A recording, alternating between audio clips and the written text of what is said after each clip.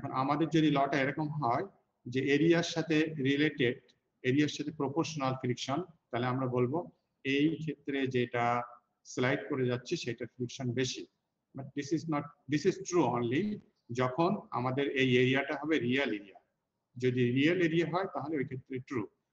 এখানে এটা real area যদি না হয়, এটা যদি অ্যাপারেন্ট এরিয়া হয়, আমি বলতে পারবো না, এবং অ্যাপারেন্ট এরিয়া আমরা দেখছি এটার এরিয়া বেশি, আমি বলতে পারবো না যে এখানে যে ফ্রিকশন তার থেকে এখানে ফ্রিকশন বেশি, এটা আমি বলতে পারবো না।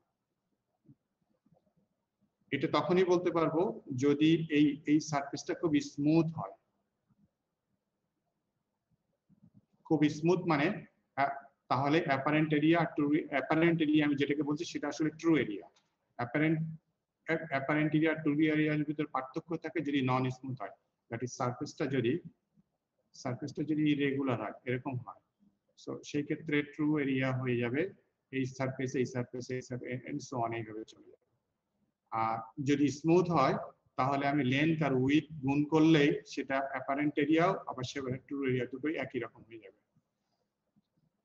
যেটা বলা হচ্ছে যে সারফেস দুটো যদি ইরেগুলার হয়, that is apparent area true এরিয়ার ভিতরে যদি পার্থক্য থাকে, তাহলে আমি বলবো যে এই সারফেসটার অ্যাপারেন্ট এরিয়া বেশি, এই সারফেসটার অ্যাপারেন্ট এরিয়া কম, কিন্তু আমার ফ্রিকশন, কোএফিসিয়েন্ট অফ ফ্রিকশন এখানে কম এখানে বেশি আমরা বলতে পারবো না। Friction is independent on the apparent area of contact. Thus, two bodies, regardless of their physical size, have the same mu. আমাকে মিউ এর পার্থক্য বলতে হলে ট্রু এরিয়াতে আমাকে অবশ্যই যেতে হবে, আর ট্রু এরিয়াতে যেতে হলে আমার সারফেস কন্ডিশন হচ্ছে সারফেস খুব স্মুথ হতে হবে, অথবা আরো একটা কন্ডিশন আছে, সেই কন্ডিশনটা একটু পরে আসবে, তখন আমি বলবো। এই ফার্স্ট আর সেকেন্ড ল দুটাকে বলা হয় বেসিক ল, অ্যামান্টাস ল। থার্ড ওয়ান হচ্ছে অফেন অ্যাট্রিবিউটেড, মাঝে মাঝে এটা অ্যাপ্লিকেবল হয়, সবসময় না। সেটা হচ্ছে কি, kinetic friction is independent of sliding velocity once motion starts. একবার মোশন যদি স্টার্ট হয়ে যায়, ঠিক আছে, স্লোলি চলছে, এরপরে স্পিড বাড়িয়ে দেওয়া হলো, দ্রুত বেগে চলছে, কিন্তু কাইনেটিক ফ্রিকশন সেটা সবসময় এক থাকবে, স্লোলি চলুক আর ফ্রিকশন স্পিডে চলুক, যেটাই চলুক না। But this is not always true, sometimes the system or the rules differs. So এটাকে থার্ড লটাকে সেই জন্য আলাদাভাবে রাখা হয়েছে, অপেন অ্যাট্রিবিউটেবল। এই তিনটা ল গেল ফ্রিকশন। এবার আমরা কিছু কিছু ফ্রিকশন বিভিন্ন মেটালের ক্ষেত্রে বিভিন্ন রকম হয়, এই বিভিন্নতা কেমন কিভাবে ভ্যারি করে সেগুলো আমরা একটু দেখব। এখানে একটা এক্সাম্পল দেখানো হচ্ছে steel sliding on aluminium in air. Environment হচ্ছে এয়ার, এবং স্টিল স্লাইড করে যাচ্ছে অ্যালুমিনিয়ামের উপর দিয়ে।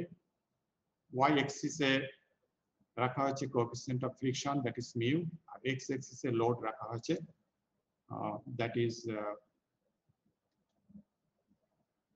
এবং লোডের ভ্যালুটা দেখো খুব কম, এবং এই 10⁻⁻⁴ নিউটন লোড থেকে অ্যারাউন্ড 10 নিউটন লোড পর্যন্ত আমরা দেখতে পাচ্ছি যে যখন অ্যালুমিনিয়ামের উপর দিয়ে স্টিল স্লাইড করে যাচ্ছে, ফ্রিকশনের ভ্যালুটা অলমোস্ট সেম, কোনো ভ্যারি করছে না। এটা ট্রু শুধুমাত্র এই কন্ডিশনে কি, অ্যালুমিনিয়ামের উপর দিয়ে যখন স্টিল স্লাইড করে যাচ্ছে, এবং লোডের ম্যাগনিটিউডটা এখান থেকে এই পর্যন্ত। লোডের ম্যাগনিটিউড চেঞ্জ হয়ে গেলে ফ্রিকশন চেঞ্জ হয়ে যেতে পারে, এবং স্টিল অ্যালুমিনিয়াম এই দুটো মিডিয়া, দুটো ইন্টারফেস বলা হয়েছে, ইন্টারফেস দুটো চেঞ্জ হয়ে গেলেও চেঞ্জ হয়ে যেতে পারে। বিভিন্ন ক্ষেত্রে বিভিন্ন রকম হয়, এবং কেন কোন সময় কি হচ্ছে সে তার ব্যাখ্যাটা সেই সময়ই আসবে।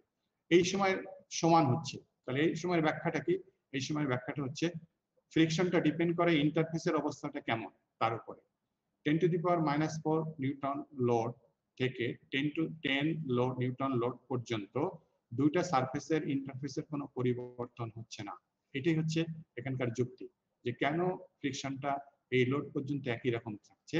তার কারণটা হচ্ছে যে এই লোড, এই রেঞ্জ থেকে এই রেঞ্জ, এই লোডের পর্যন্ত স্টিল আর অ্যালুমিনিয়ামের যে ইন্টারফেস আছে যেখান দিয়ে স্লাইড করে যাচ্ছে, তার ইন্টারফেসের কোনো পরিবর্তন হচ্ছে না।